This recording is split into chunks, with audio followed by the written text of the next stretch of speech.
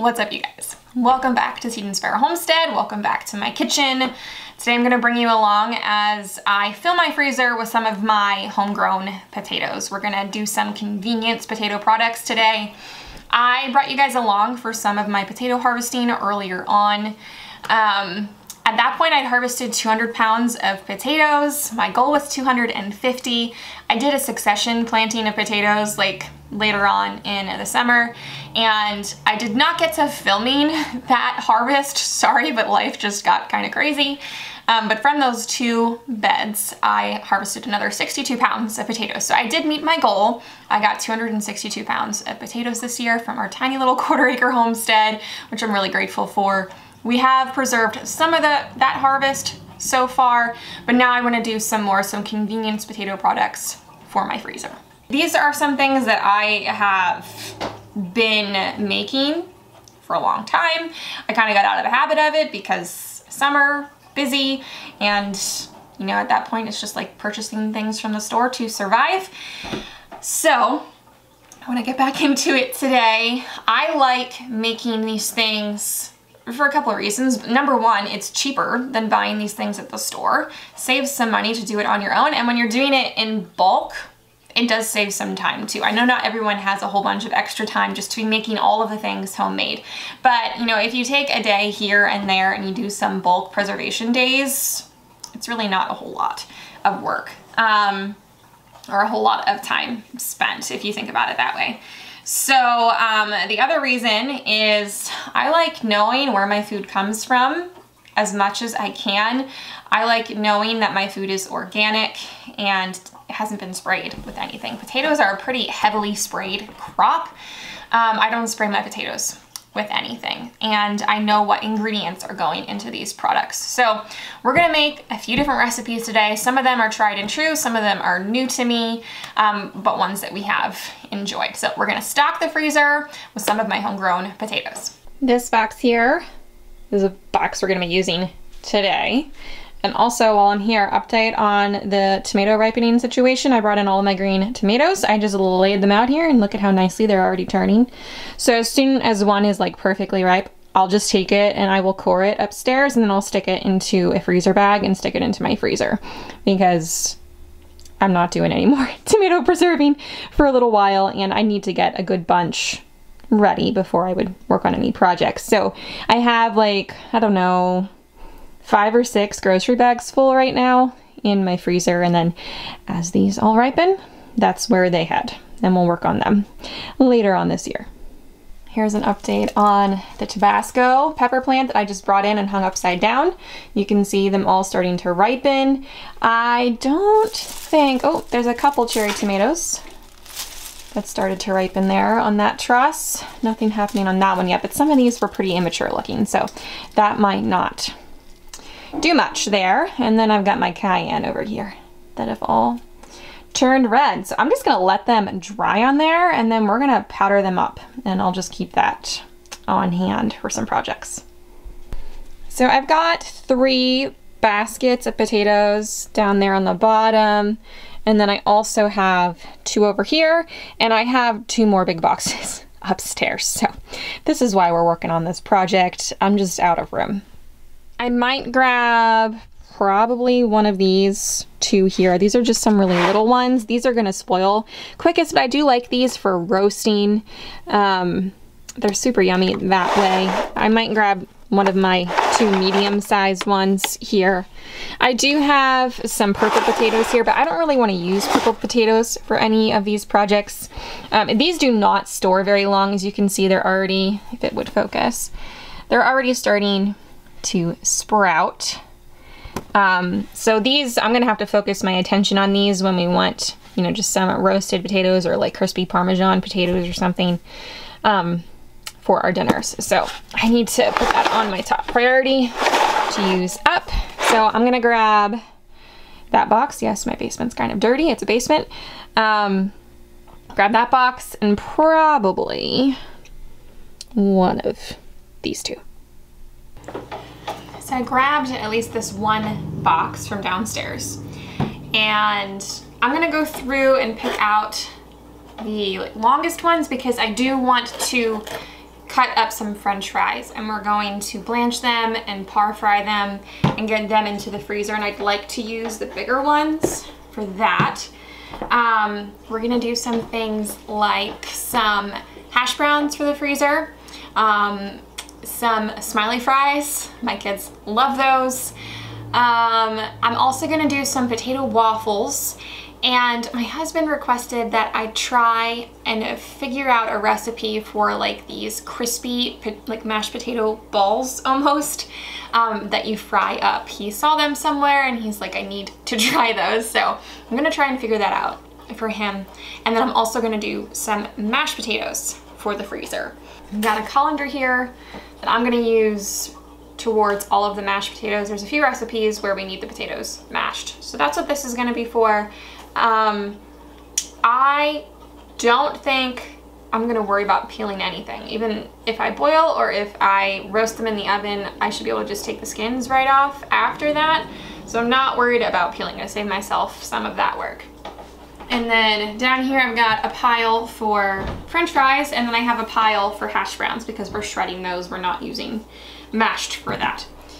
So I'm gonna get everything washed up, and then I'm gonna get some things boiling and roasting, and while that's going on, we'll work on French fries.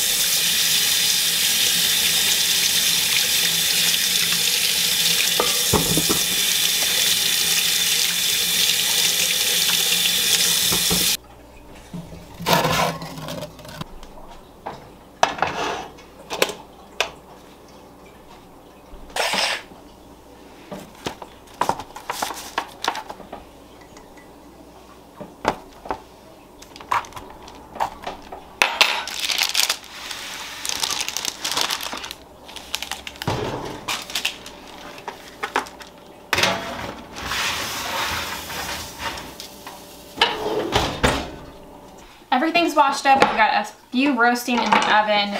The ones that I wanted to boil, I have to go through. There's some green spots that I want to cut off first, and there's a few that just have a few yucky spots. So we're gonna cut those off and get them over into the water. It's almost boiling. And then we'll move on to the French fries.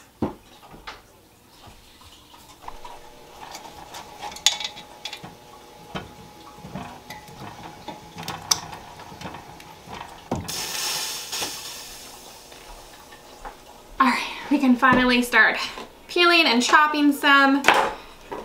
Like I said, some of these have green, so I am going to peel away until I see no more green.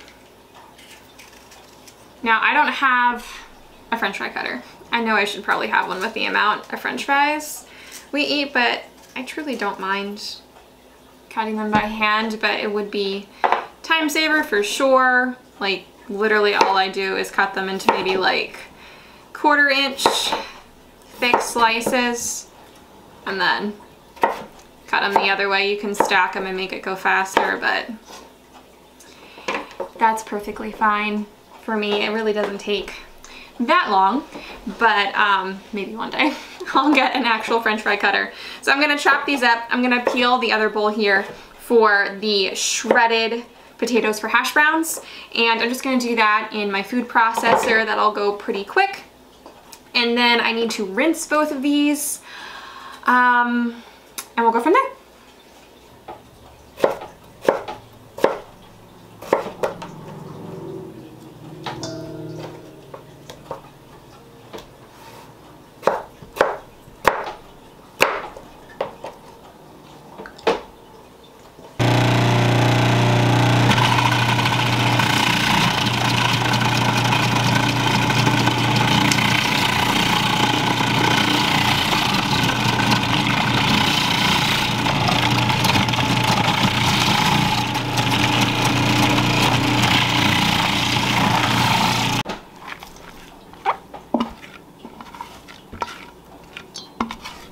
So for both our French fries and our hash browns, we're going to be soaking them in some water for about 15 to 20 minutes. This is going to help remove the starch. By removing the starch and also by pulling out as much moisture as possible, we're going to get the crispiest end result.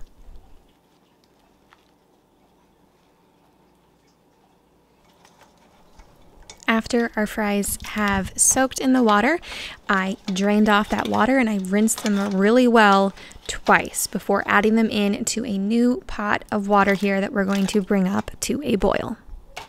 All right, we've got a boil. I'm gonna set timer for 2 minutes. And then after 2 minutes is up, I'm gonna take them over to the sink. I'm going to strain them and rinse them really well.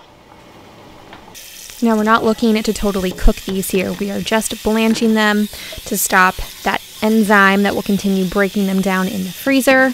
And I'm just gonna make sure that as soon as we are done with the boiling process, I am cooling them down completely so that that cooking process stops. And then I'm gonna put them on a towel to dry off completely before we begin par frying them.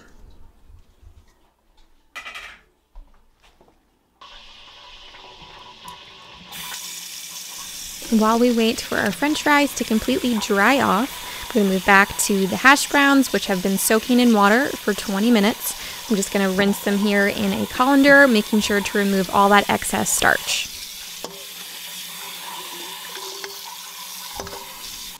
Now, the trick to extra crispy hash browns is number one, getting rid of that starch, but also getting rid of all excess liquid. So I'm putting my rinsed hash browns in a cheesecloth and I'm going to squeeze out as much moisture as I can.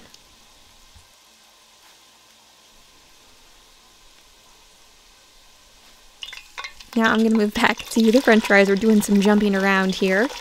I am going to start frying these up. In smaller batches, you don't want to overcrowd the oil, otherwise you're going to end up with soggy French fries. This is just a par frying, so we're partially frying them. I'm doing this for about 5 minutes per batch. This is just ensuring we're removing any excess moisture, and you're going to end up with a really crispy outside of your French fry, but still nice and soft on the inside after they have been frozen. You won't end up with super soggy French fries. This is just how we like it. We like that crispy outer shell, but this is totally not necessary. You could just put them into the freezer once they have been blanched after laying them out to dry, and then you want to flash freeze them in a single layer, and then you can throw them into the bag and you can just bring them out and decide to bake them or fry them up after they have been frozen. Now, the way I prepare these after I bring them out of the freezer, I will either fry them up in some oil on the stovetop again for about 10 minutes or until they're as crispy as you desire, or I will put them into a fairly hot oven drizzled with olive oil, lots of salt, at about 425 degrees for about 10 to 15 minutes or until they are as crispy as you want them. So this here is our hash brown mix. This went over onto the stovetop with about 6 tablespoons of butter, and it cooked for 15 minutes. I have about 10 medium to large potatoes in here. So to this, I've let it cool down. To this, I am going to add 4 tablespoons of arrowroot powder. That's an alternative to cornstarch. You can use cornstarch if that's all you have. And then I'm adding in a cup of gluten-free flour. You can use regular all-purpose flour.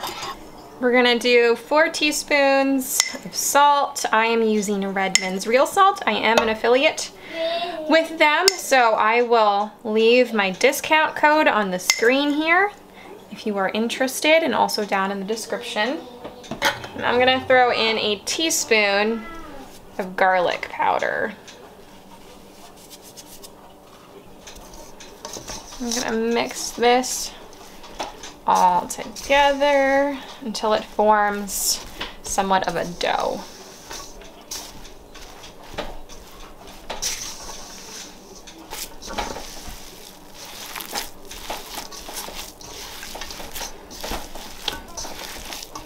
You should be able to kind of put it into a ball, you know, have it hold its shape, be able to toss it around. That's about the consistency that you want. Now you can be precise with measuring these out. If you want them all the same size, you can just eyeball it. I have a 1/3 cup measurement here, and then I am going to just shape this into somewhat of a rectangle.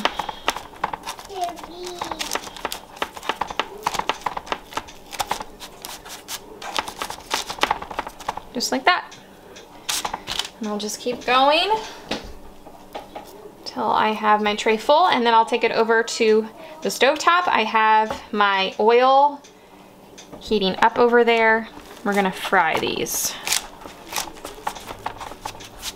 I put 4 in at a time so as to not overcrowd them. Like I said, if you overcrowd, put too much into the oil, it can drop the temperature and you'll end up with a soggy end result. We don't want that. We want crispy hash browns. So 4 at a time, about 4 to 5 minutes per side, or until they're nice and golden brown. And then I remove them to some paper towels just to get any excess oil off of them. I'll lay these out in a flat layer to cool off completely before putting them into a freezer bag to stick into the freezer. I would warm these up either on the stove top or in the oven, about 350 degrees for maybe 10 minutes or so until they're heated through.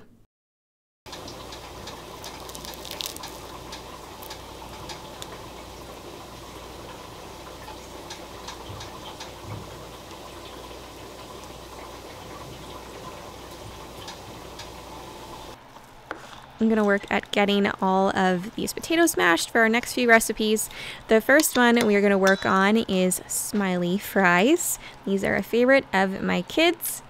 So this one has about 6 cups of mashed potatoes. To that I'm adding 3 tablespoons of arrowroot powder. Again, that is a cornstarch substitute. You can just use cornstarch. And I'm adding in a cup of 1-to-1 gluten-free flour. If you're not gluten-free, just go ahead and add in a cup of all-purpose flour. I also added in 2 tablespoons of salt. We're going to bring this together into a dough. If for some reason it's not holding its shape or staying together, you can add a bit more flour if need be, but not too much. You don't want it to turn out dry. We're going to just take little bits of the dough here and roll it out to about 1/4 of an inch thick. And for my Smiley Fries, I just shopped my house to try and find the perfect size circle cutter, and Grant's old glass bottles that were still sitting in the cupboard were the perfect size. So that's what I used. I just cut out a bunch of these, and I took either a straw or like a skewer and made eye holes, and then I took a spoon to make the little smile, and then I used whatever tool I was using, either the straw or I think I had a paintbrush here that I just found. I used the back end of it to kind of make that mouth opening a bit wider so it didn't close in on itself. Now I'm going to be completely honest here. This is kind of a pain in the hiney, making all those smileys, and I asked my kids, I was like, you'll eat them if they're just plain circles, right? And they will. So about half of them I did smileys, and the other half ended up being plain circles. But you just fry them up on each side for about 4 minutes, 5 minutes, until they're golden brown. And let me tell you, they taste just like store-bought Smiley Fries. Same deal, we let them cool completely before we put them into the freezer for storage. Sorry if you can hear Grant in the background. I will reheat these from frozen at 350 degrees in the oven for about 10 to 12 minutes. Moving on to the next recipe, we're going to work on those crispy mashed potato balls that my husband requested. So I started off with 2 cups of just plain mashed potatoes. I added in 2 tablespoons of the arrowroot powder and about a half a cup's worth of Parmesan cheese. I also seasoned it with some garlic powder and onion powder, about a half teaspoon of each, and then of course about a teaspoon's worth of salt. Mix this together well, and then I started shaping the dough into balls, about maybe 2 tablespoons worth per ball.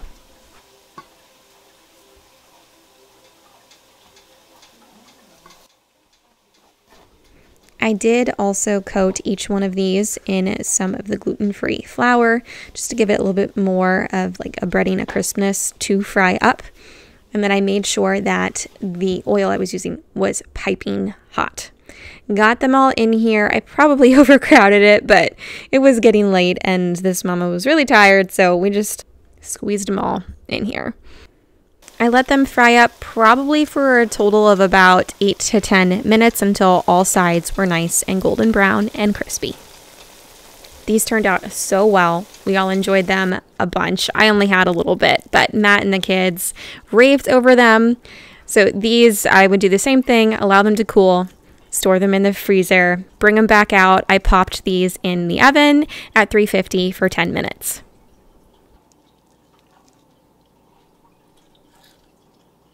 All right, you guys, it's the next day.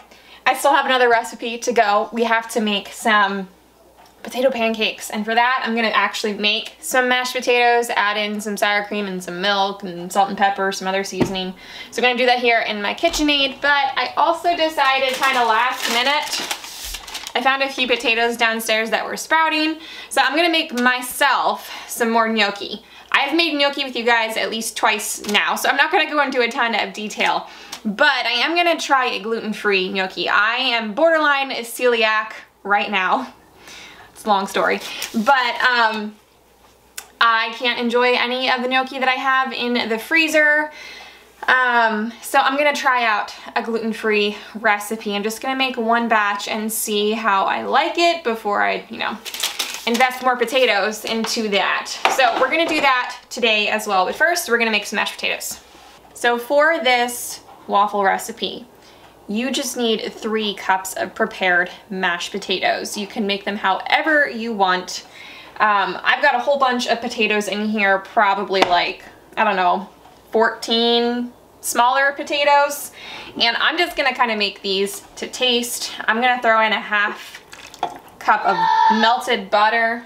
Sorry, my kids are being kids out there.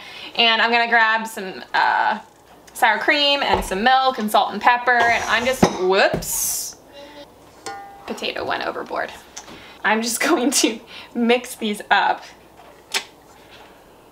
and get them all mashed, and then we'll move on to actually assembling the batter for the waffles. So I've got my butter in here, I've got some milk going in, about ½ cup, some sour cream in there, a generous bit of salt, probably, I don't know, at least a tablespoon. And about a ¼ teaspoon of pepper. I'm going to get this all mixing up. All right, mashed potatoes done. Let's assemble our waffle batter. All right, on to actually making this waffle batter. I've got 3 cups of prepared mashed potatoes in here. I'm gonna add about 2 tablespoons. This is ghee, but you can just use melted butter.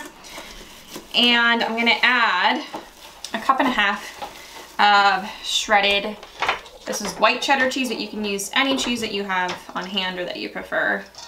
I'm gonna grab some onion powder and garlic powder, probably about a ½ teaspoon each for us, but if you like more of those flavors, do more.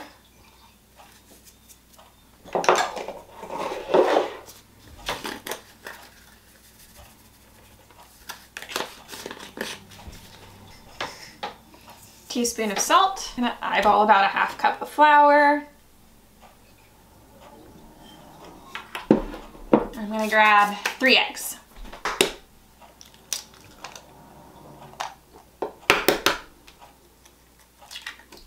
All right, that's it. We're just gonna get this all mixed up and we'll get it into our waffle iron.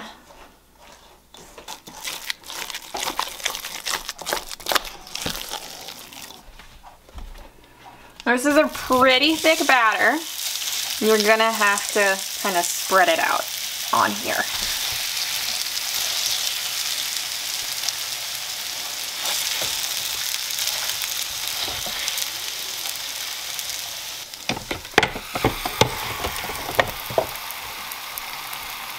Okay, get ready for how delicious these look. Come on. It smells so good. So these guys can easily be frozen. Just wait for them to cool, stick them in some freezer bags, and then to heat them up, I just stick them in the oven about 10-15 minutes at 350, and they're good to go. There's a whole bunch of ways that you can eat this. You can eat it for breakfast. I think some dippy eggs over here would be awesome. Some bacon, some sour cream, some avocado. You could use this in place of biscuits, with biscuits and like sausage gravy. Don't hate me if you're like, oh my gosh, Kelsey, don't change up biscuits and gravy. But seriously, try some different things with this and you might find you really love using this as an alternative for things like open-faced roast beef sandwiches. Instead of using bread, try using this. You could use this for like chicken and gravy over waffles. Super yummy, lots of different things you can do with it. You should try it. I made up some gluten-free gnocchi dough, and I did 2 pounds of potatoes. I did 2 cups of gluten-free 1-to-1 flour. I did a 1/2 cup of Parm cheese, a 1/2 cup of cottage cheese. I was out of ricotta, some salt, and 1 egg. So that's what this is. It came out pretty nice. So I'm gonna get this rolled out into long logs and then cut, and that's gonna get flash frozen and then stored in the freezer.